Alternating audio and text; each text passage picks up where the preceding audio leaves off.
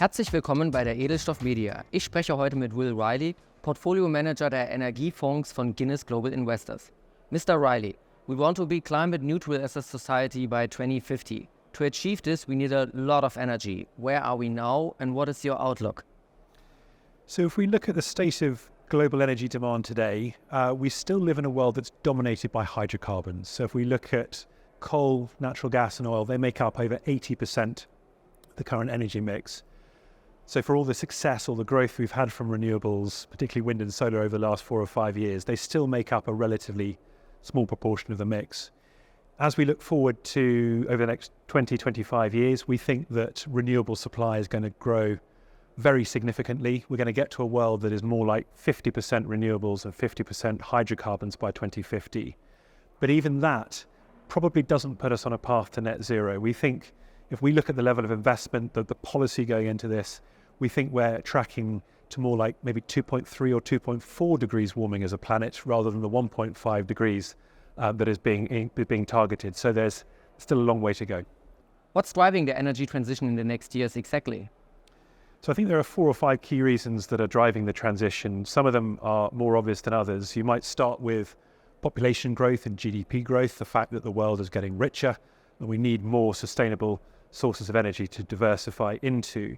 We also have climate change, and I think that's been particularly a key driver in the West, in Europe and the US over the last 4 or 5 years.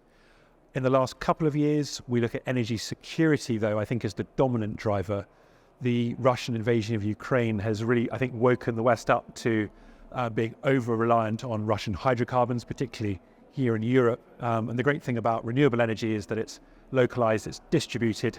Once it's installed, you're not relying on energy imports quite in the same way. And I think the final point I'd make is economics. We have reached a tipping point in most parts of the world where renewable sources of energy are cheaper than incumbent sources. So building a large-scale wind utility or solar utility is actually cheaper than the fossil fuel alternative. Let's talk about your fund itself, the Guinness Sustainable Energy Fund. There's a lot of skepticism about green energy funds in the market and the recent underperformance in the sector itself. Is it a good time to invest now? So if we look on a 5-year view, the sector has performed pretty well versus broad equities, has been ahead. But you're quite right, over the last year or so, things have been tougher. The sector has underperformed broader equities. And I think part of that has been driven by certain issues affecting headline stocks. Companies like Siemens Energy here in Germany suffering with the quality of some of their turbines.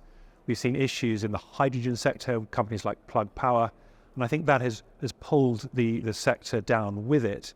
And we've got to a point now where we think these energy equities are trading very cheaply versus the broad market. If you look at a fund like ours, the fund is now trading at a PE discount to the MSCI World, whereas a year ago it was trading at a premium. And that trading at a discount is there at a time when earnings growth is still forecast to be significantly better than the MSCI World. So for those reasons, we think the sector is being mispriced and therefore it is an interesting time to take a look. When we are talking about the energy transition, there's the iShares Clean Energy, which is one of the most popular ETFs. What's the difference between your approach and this ETF? So the iShares Clean Energy Index is a relatively concentrated product. It focuses very much on what we call the supply side of the energy transition. So that's companies upstream providing wind, solar and hydrogen equipment and also renewable generation. If we look at the way that we invest, we have a broader investment universe that encompasses the demand side of the transition and the supply side. And we think that's a logical thing to do. We think it's following the money in the transition. You look at things like the EU Green Deal, the Inflation Reduction Act in the US, it's as much about investment going into the demand side as it is the supply side. That gives us a broader range of opportunities. And I think it also cuts down on some of the volatility that you can see in an instrument like iShares. Let's look into the near future. Donald Trump could be re-elected in November and become president of the United States again. Will this help with the energy transformation or will it be more difficult?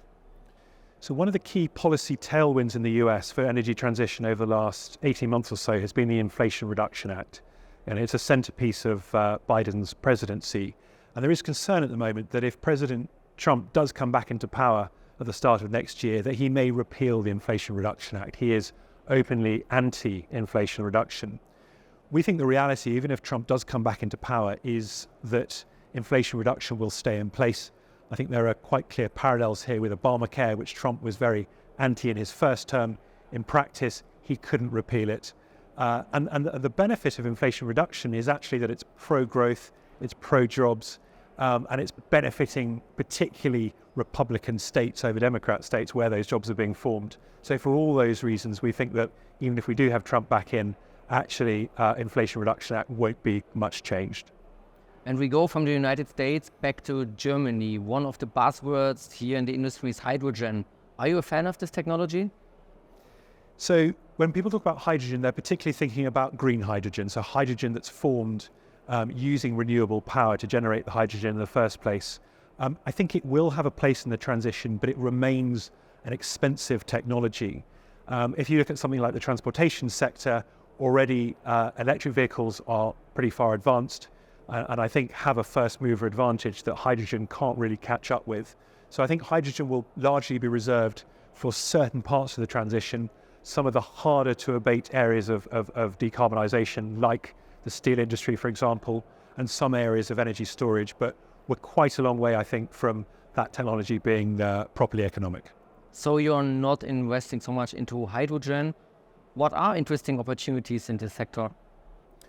I would highlight 2 or 3 things that we are focused on in our fund thematically at the moment. The first is the theme of electrification. So this is the shift globally from using liquid fuels to electricity. We think that global electricity demand is going to double over the next 20 years or so. And we're playing that through a couple of different types of companies. We're owning the big renewable generators, companies like Iberdrola and Nextera, and also through power equipment companies. So in Europe, that's companies like Legrand and like Schneider.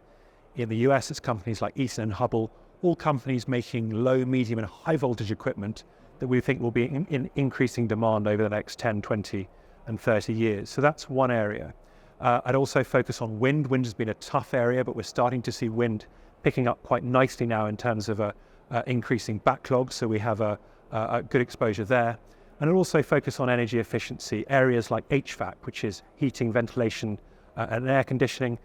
We're seeing regulation change in Europe and the US driving through increased demand in those types of technologies. And our companies there, companies like Train Technologies, doing quite nicely. So thank you for these insights, Mr. Riley. Vielen Dank auch fürs Zusehen und bis bald.